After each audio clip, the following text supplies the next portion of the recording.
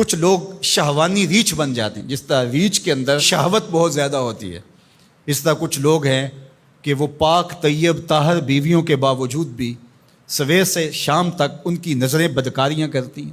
ایسے ایسے بدکار لوگ ہیں کہ کالج کے اندر اپنی بیٹی کو بھی چھوڑنے جا رہے ہوں تو وہاں بھی اپنی نظر کو محفوظ نہیں رکھ پاتے، حالانکہ وہ اپنی بیٹی کو چھوڑ کے آ رہے ہیں۔ ہر وقت ان کی فطرت ریچھ کی طرح ہوتی ہے، گندے غلیظ۔ تو یہ فطرت بدل گئی ہے۔ قرآن نے جو کہا نا اولئک کالانعام بل ہم اضل، یہ چوپائے ہو گئے ہیں، بلکہ فرمایا چوپایوں سے بھی بدتر ہو گئے۔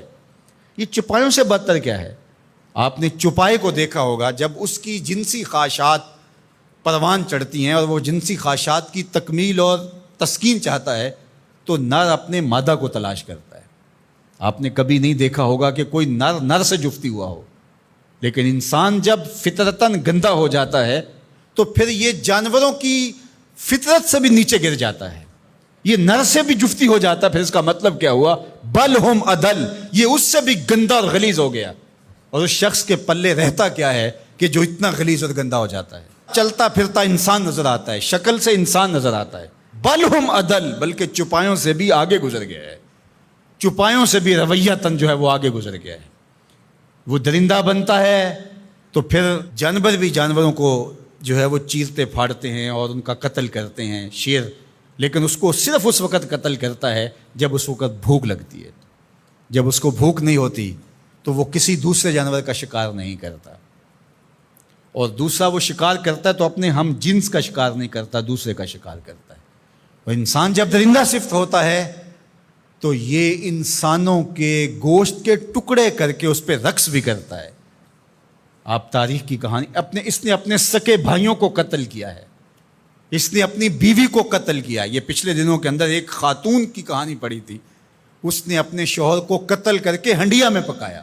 تو پھر بل ہم اضل ہے نا، یہ چوپایوں سے بھی بدتر ہو جاتا ہے۔ درندہ ہوتا ہے درندگی میں، یہ چوپایوں سے بھی بدتر ہو جاتا ہے۔ یہ ماضی کے اندر جہاد کے نام سے جو کچھ ہوا، انسانوں کو قبروں سے نکال کر کے ان کی لاشوں کو چوراہوں پہ لٹکایا گیا۔ تو انسان جب درندہ بنتا ہے تو پھر کہاں سے کہاں چلا جاتا ہے، چاہے وہ شہوانی ریچھ بن جائے، چاہے وہ بھونکنے والا کتا بن جائے، پھر اس کی گندی زبان سے کوئی بھی محفوظ نہیں ہوتا۔ نہ ماں محفوظ ہوتی ہے، نہ باپ محفوظ ہوتا ہے، نہ بھائی محفوظ ہوتے ہیں، نہ بہنیں محفوظ ہوتی ہیں، اور نہ دوست محفوظ ہوتے ہیں، نہ معاشرہ محفوظ ہوتا ہے۔ اسی طرح کوئی بندروں والی فطرت بن جائے، بندروں کی آپ نے عادت دیکھی ہیں، کسی سے ماچس چھین لی، کسی سے جو ہے وہ روٹی کا ٹکڑا چھین لیا، کتنی عجیب حرکتیں کرتے ہیں۔ اور کچھ لوگ بھی اس طرح بندر فطرت ہوتے ہیں، اور آپ دیکھتے ہیں کہ وہ ہر وقت شرارتیں کرتے رہتے ہیں بندروں کی طرح۔ تو وہ مسخ حقیقی نہیں ہوتا، وہ مسخ مانوی ہوتا ہے۔ تو بنی اسرائیل کے اندر جو مسخ ہوا تھا، تو ایک قول تو یہ ہے کہ وہ مسخ حقیقی ہوا تھا، ان کی شکلیں ہی بندروں والی ہو گئی تھی۔ لیکن دوسرا قول یہ ہے کہ مسخ حقیقی نہیں ہوا تھا، مسخ مانوی ہوا تھا، کہ شکلیں تو بندروں والی نہیں ہوئی تھی، عادتیں بندروں والی ہو گئیں۔ اللہ اکبر، عادتیں بندروں والی ہو گئیں۔ اس امت کے اندر مسخ حقیقی نہیں ہوگا، اس امت کو اللہ نے محفوظ رکھا ہے مسخ حقیقی سے، لیکن مسخ مانوی ہوتا رہے گا۔ لوگ مختلف جانوروں کے مشابہ عادات اختیار کرتے رہیں گے۔ اور آج ہم اپنے معاشرے کے اندر دیکھیں تو کوئی کتا صفت ہے، کوئی بندر صفت ہے، کوئی ریچھ اور کچھ درندے کی عادات کو اپنے اندر ہوتا ہے، درندگی، سفاکیت، یہ ساری انسانوں کے اندر اتر آئی ہیں۔ تو پھر وہ انسان نہیں رہتے۔